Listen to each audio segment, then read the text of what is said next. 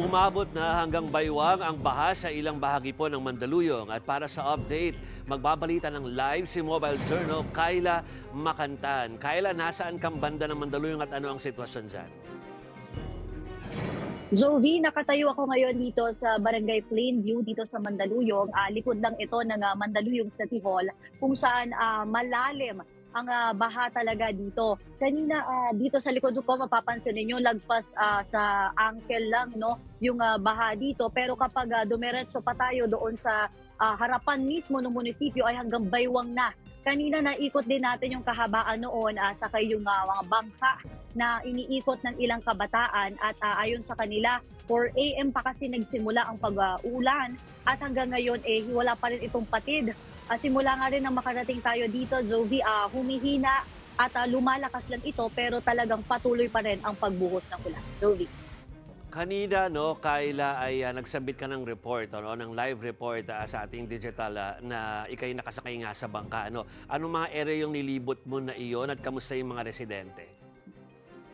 Yes, Jovi, kanina mula dito sa may Barangay Plainview hanggang doon sa Barangay Hulo kung saan medyo bumababa naman yung tubig baha.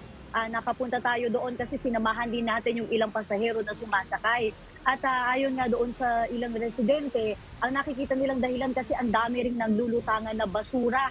Kaya daw talagang tumaas na ganoon yung baha. Pero ayon naman din sa kanila, talagang bahain na din dito sa lugar. Kahit na walang mga bagyo at tuloy-tuloy yung buhos, talagang umaabot ng ganito kataas. Pero hindi nila in-expect dahil nga hindi tumitigil yung ulan na aabot ng ganito. Lalo na yung mga kapatid natin na meron pa rin o patuloy pa rin sa kanilang pagpasok sa trabaho. Joey?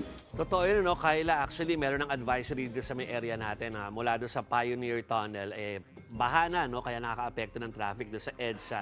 Pero ang alam ko, tuloy-tuloy na hanggang dyan sa makarating sa may, sa circle nga, tinatawag sa may munisipyo or city hall dyan sa Mandaluyong. Ang sabi nila ay talagang may mga residente na meron talagang ready na bangka. Ganun ba talaga yung kalakaran doon? At kung meron mga handa, meron din nagpapahiram o meron bang bayad kapag sumasakay doon? Yes, Jovi. Actually, yung nasakyan natin kaninang bangka, yun naman daw ay ginagamit nila kapag pupunta sila dito sa Ilog Pasig kasi nga yung Barangay Hulo ay katabi na lang yung ilog. Pero dahil nga lagi na rin talaga yung pagbaha dito sa lugar, nagagamit din daw talaga nila. Actually, yung may-ari nun, pinaparenta niya sa ilang kabataan yung bangka mismo tapos bahala na silang maghati-hati doon sa mga kuha nila. Pero yung sinasakyan natin kanina, Jovi, doon sa pag-ikot, hindi na nila kinaya at hinatid na lang nila ako kung saan ako bababa kasi sabi nila hindi na nila matiis yung lamig dahil, Jovi, bukod dito sa patuloy na pag-ulan, yung lakas din kasi ng hangin.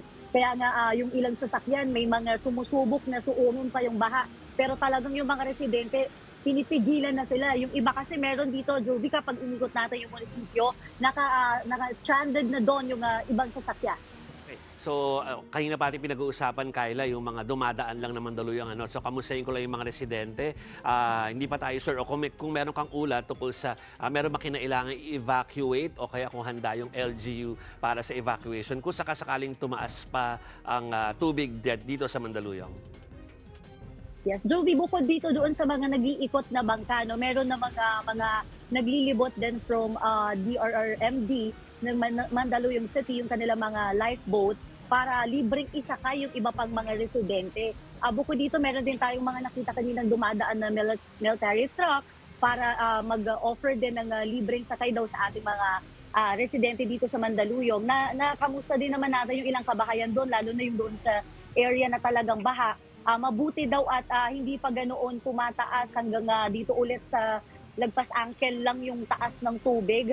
At ang kinakatakot lang kasi nila, Jovi, patuloy kasi yung ulan at hindi tumitigil. Kasi usually daw itong mga bahang ganito sa kanila huhupa rin naman daw basta tumigil yung ulan. Kaya ito yung kanilang worry ngayon dahil patuloy yung ulan. Ang Mandaluyong City naman, bukas ang lahat ng kanilang barangay halls at mga schools para maging evacuation center sakaling kailanganin nga ng mga kapatid nating apektado ng baha. Jovi. Okay, maraming salamat at mag-ingat ka. Mobile Journal, Kyla Makantan.